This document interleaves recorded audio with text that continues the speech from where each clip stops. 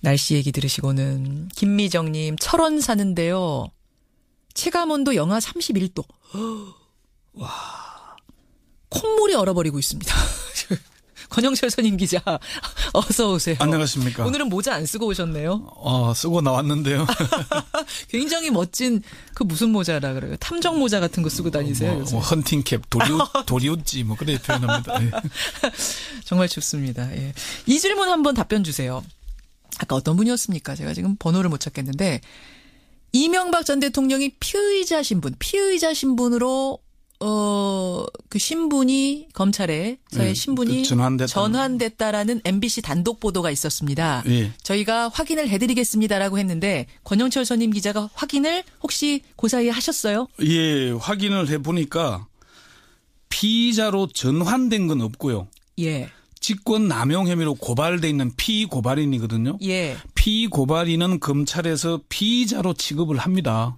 그런데 조사를 해봐야 예. 이게 무고가 될 수도 있고 혐의가 나올 수도 있기 때문에 이 상태였는데 이게 새롭게 뭐 최근에 뭐 김희중, 뭐 김성우, 뭐 김주성 이런 사람들 진술 때문에 예. 신분이 전환된 것은 없다. 아, 피의자 신분이 따로 전환된 건 없다. 그러니까 그 피고발인 겸 피의자였기 때문에 예. 피의자라는 보도가 오보는 아닌데 좀 오버한 보도다. 오보는 아니지만 오바다. 예, 그게 그 검찰의 공식적인 반응이었습니다. 아, 그러니까 애초부터 피고발인 신분으로 쭉 가고 있는 거고 피고발인을 피의자로 취급한다 이런 사건에서는 그러니까 그 상태로 쭉 가고 있는 거지. 요 사이에 뭐가 다시 들어와서 신분 변환된 건 없다. 뭐 새롭게 바뀐 건 없다. 이거 누구한테 확인하신 거예요? 대검의 뭐 핵심 간부입니다. 핵심 확실한 겁니까? 100%? 네. 예, 지금 실시간 검색어에 이명박 피의자 이런 게 막 뜨고 있습니다. 그 단독 보도 때문에. 그런데 사실관계는 이렇다는 것 저희가 여러분들께 말씀을 드립니다. 궁금증이 좀 풀리셨죠? 고맙습니다. Y뉴스 가죠. 역시 검찰 개혁과 관련된 얘기입니다. 춘천지검 김영규 차장검사가 사표를 낸 뒤에 검찰 내부 통신망에 전국 평검사 회의 개최를 촉구합니다라는 제목의 글을 올렸어요. 그 부제가 이제 대한민국 검사 전부가 적폐 세력인가 이런 글도 있고요. 예. 지금 이게 이제 평검사회를 열자는 의견이 제시가 되니까 지금 상황에서 평검사 회의는 개혁 저항으로 비춰질 우려가 있다는 의견 또는 평검사회를 열자고 찬성하는 의견이 공방이 벌어지고 있습니다. 예. 그래서 검사들 왜 평검사 회의를 두고 갑론을박일까? 주제를 정해봤습니다. 어제 오후에 이 뉴스가 타전이 되면서 들썩들썩했습니다. 저희도 이 김영규 검사를 이걸 섭외를 해야 되나 말아야 되나 논의를 한참 했었던 그 주인공인데 우선 김영규 검사라는 사람은 왜 전국 평검사 회의를 열어야 되나라고 주장했습니까? 간략하게 정리하자면은요. 김 검사의 글은 검찰 개혁에는 동의한다.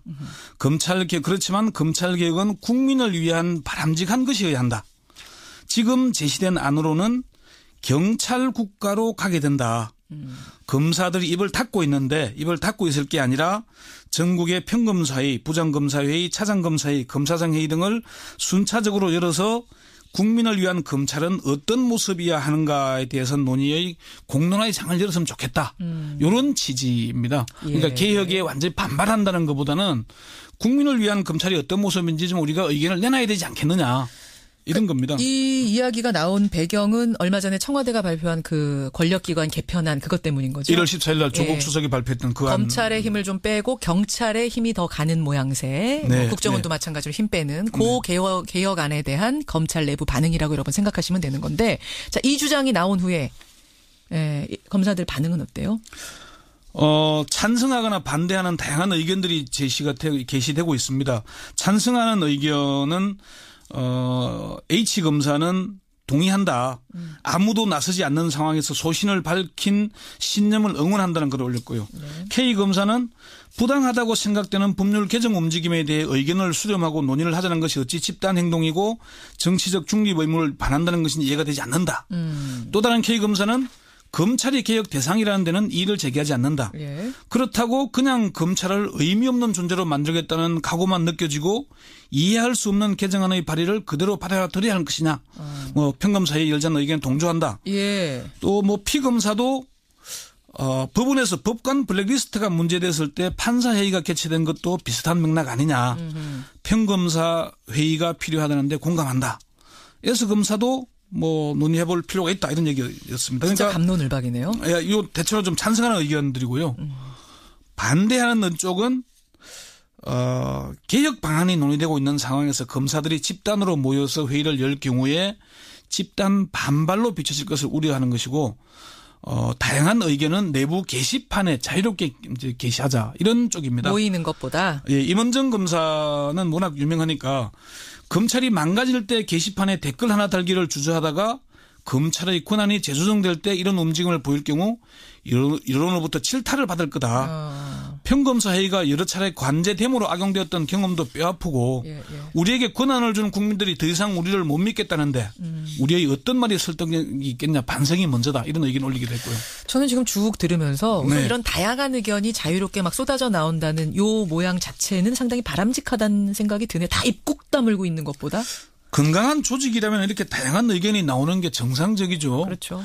그래야 민주적인 조직이고 이미 사문화된 검사 동일체 원칙에 얽매여서 하고 싶은 얘기를 하지 못하도록 쏙만 끙끙 앓고 있다면 그건 좋은 조직이 아니죠. 예. 다만 한 가지 분명히 할 것은 임원정 검사의 지적대로 검찰이 권력의 앞잡이로 망가질 때는 누구도 게시판에 비판의 글을 올리거나 바른 말을 제대로 하지 못했다는 사실입니다. 그때는 왜 입을 꾹 다물고 있었는가. 예, 그러니까요.